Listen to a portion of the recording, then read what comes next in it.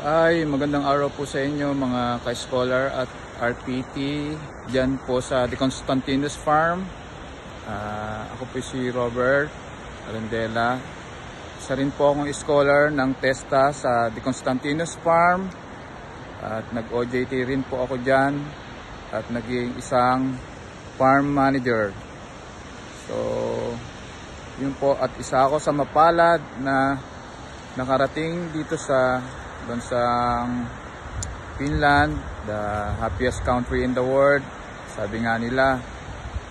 So yun lang po, at maraming salamat kay Sir Ronnie Constantino at sa kanya pong wife na si Virgie Constantino at sa bumubuo ng De Constantinos Farm Corporation. Maraming salamat po sa inyo. Isa rin kayo sa reason dahil binigyan nyo ako ng pagkakataon at tiwala na mag-OJT sa farm nyo. Maraming salamat po. At kayong mga scholar or RPT ng De Constantinos Farm,